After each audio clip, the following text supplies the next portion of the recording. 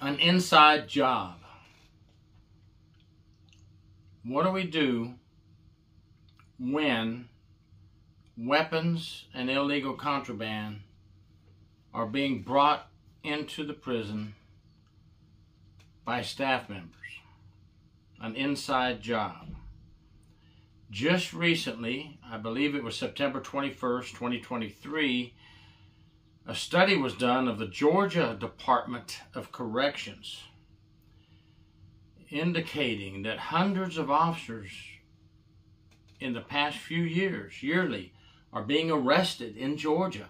2018, I believe it said 413 arrested for crimes. 360 of those 413 that were arrested were for bringing contraband into the prison. You know, when you have one officer in your prison bringing in contraband, that's too much. But those numbers are very high. And I'm going to tell you something, folks, that you won't like, that you don't want to hear. But you're going to hear it because it's the truth. There's other states with just as high numbers as Georgia. Just for some reason, Georgia was picked for this study because of some recent issues and deaths happening in the Fulton County Jail and all these arrests in the prison of officers. It happens in every state, folks. Every state in the country. And unfortunately, I don't sugarcoat. It's the truth. It's something we have to look at. It's something we have to deal with. It's something that is a morale buster. Okay? Because when you look at an overall picture and you have an agency that says, my gosh, you know, I've got people leaving, not fulfilling their time and leaving early, paying for their academy, because some places have contracts that if you don't do 2 years after the academy, you have to pay for your academy fees. We have some people that are close to retirement doing early retirement. There's a lot of things going on. And then you have administration saying the morale is low and I can't hire enough people to fill in the slots for the ones I'm losing. Well, there's several factors. I spoke on my last video about morale busters, if you're interested in that. But I didn't talk about corruption being a morale buster. Today I want to talk about corruption, how it hurts the morale of your officer. So when you're doing a oversight of your agency and you want to know why people are leaving, why morale is low, also add this one into your study as well. How many people have you had arrested in your agency for bringing in contraband? How many people have gone corrupt in your agency? Ask why are they doing that? Why are we missing it? Why are we not catching them sooner? But why does it break the morale? Well, the honest, hard-working officers are going to work every day to do a good job. And then you have an officer working on your shift that comes to work, and instead of working hard and doing the job correctly as they should and keeping everybody safe and secure, they are endangering our hard-working, honest officers. They're bringing in contraband, and they're bringing in weapons and drugs, which eventually could lead to an officer or a prison staff member being killed. Now, think of this. If I'm working in Georgia, and I'm in a prison, and I see the 10th officer in half a year, from January to June, now I've seen 10 officers go out of the gate in handcuffs. And I'm a seriously honest officer that want to do a good job and have a good career. Come on, what am I? I'm going to start doubting this place that I'm working at. I'm going to start saying, you know, there's got to be a better place than this. I'm working in a prison where we're supposed to be care, custody, and control of inmates. We take our correctional officer oath. We're supposed to be coming here doing the job. And I've been watching a lot of my fellow officers go out of here in handcuffs. And I don't think I like this environment anymore.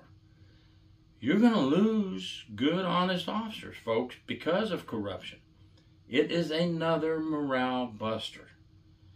So if I'm on a team coming in to help, and we say, okay, let's look at your overall problem. You know, well, every place that there is now is short staff. So, but officers arguing with each other, things not going well. Well, yeah, you're going to look at your supervisors and see what they're doing, see if they're doing their job correctly, see if they're counseling their officers and trying to keep the morale up. Because, you know, a good leader can get morale up. A good leader can make his officers better than he or she is.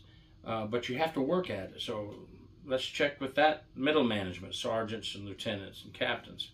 Are the higher ups doing anything to help with the morale?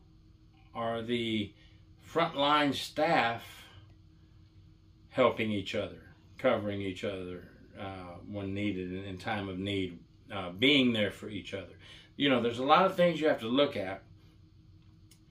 Pay is one of them. We know that already. And Georgia, by the way, the state I'm talking about, as an example, is a very low-paying state compared to many others. But I've always said, if you take the job, you've accepted the job, you took the oath, it doesn't matter now to me.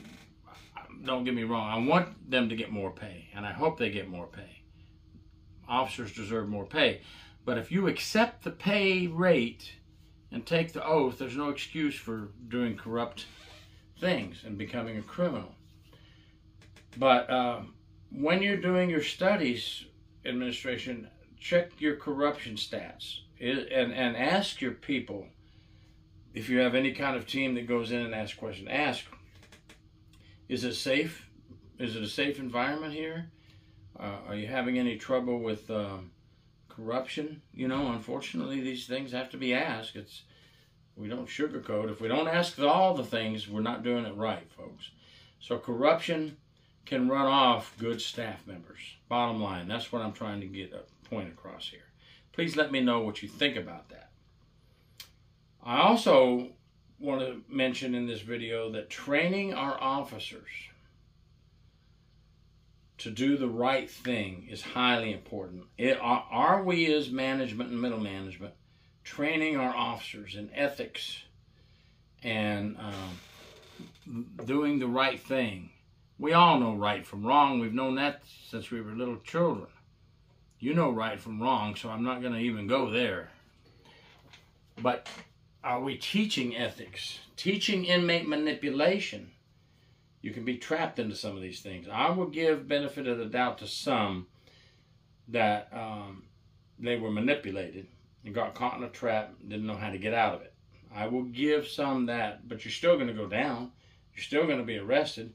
But what if we taught more inmate manipulation and more on ethics and try to drive that home with our staff? Would that help, you think? Better pay? I'm going to tell you something, folks. I think every officer in the state deserves more money. But I also will say that I've seen some of the highest paid people go down as well for corruption. I mean, our Secretary of Corrections had 30 years in and had a beautiful paycheck for being Secretary of the entire state of Florida, and he was still embezzling money from the inmate canteen funds. So does high pay stop corruption? No. No, it doesn't always stop corruption. There was a correctional officer site, and I want to bring this out, and I'm so glad they put it on there.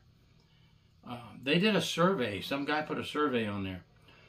Are you a rat if you report a corrupt officer? And then some things to do. Report the corrupt officer. Ignore it and let internal affairs do their job. Yes, you are a rat. No, you're not. You know, anyway, it was a nice survey. Man, I was happy to see that 98.9% were for reporting a corrupt officer. That was sweet music to my ears when I saw that. It just goes to show that I believe that if we keep driving this home, more and more officers are realizing that corrupt officer is hurting us and placing us in danger, bringing down our morale, and running off good staff members. Report them. That's your duty. Number one, here in Florida, under Florida statutes, it's your duty. Under the Florida Department of Law Enforcement, they have a clause in there that they're the ones that hold your certificate, by the way, here in Florida. They can take your certificate away in a heartbeat. It tells you must report a criminal act by a fellow officer. The days of being a rat are gone, folks. The days of reporting a corrupt officer, known corrupt officer, not I think, not maybe, not I don't like him or her and I bet they're corrupt. No. I saw that officer give an inmate a McDonald's bag and I saw the inmate eat a hamburger out of it. I saw that officer give the inmate what appeared to me to be drugs. That kind of reporting, folks. Not maybes, not ifs, not I think so, not I believe. I saw it. I want to get that out there too.